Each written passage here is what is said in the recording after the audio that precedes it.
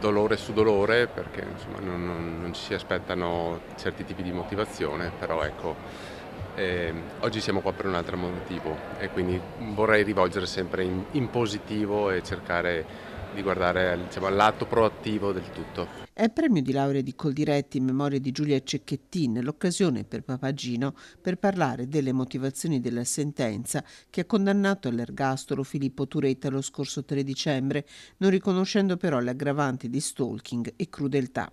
Se Papagino conserva l'estrema pacatezza che conosciamo, più diretto è lo zio Andrea Camerotto, presente perché è socio di Coldiretti. L'ho scritto 76 coltellate anziché 75. Non sono in grado di giudicare chi lo fa per lavoro, chi ha studiato per dare queste motivazioni. Non ne ho le competenze, ma sono cose che fanno veramente male. Mi chiedo se con un tipo di linguaggio del genere si possa dire che da domani lui sarà esperto, visto che nella prima occasione era inesperto, inadeguato, nella seconda occasione dovesse esserci, e speriamo di no,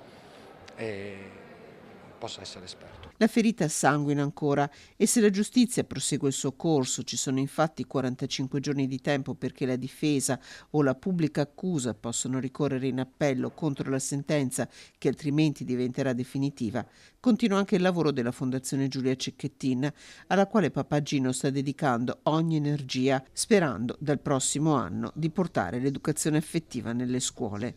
Una ferita che si riapre anche parlando di laurea. Oggi ne ho viste tantissime lauree, in particolar modo ovviamente non posso non essere triste per quel momento che ci è stato negato, e quindi, però è anche giusto festeggiare la laurea di altre ragazze e sono felice di festeggiare con loro. Un sogno da vedere realizzato. Parlavo proprio con gli studenti poco fa e dobbiamo avere sogni. Il mio è quello di arrivare al 31 dicembre quando la conta di quei femminicidi è ancora zero, ma anche un sogno di poter realizzare la felicità dei miei figli.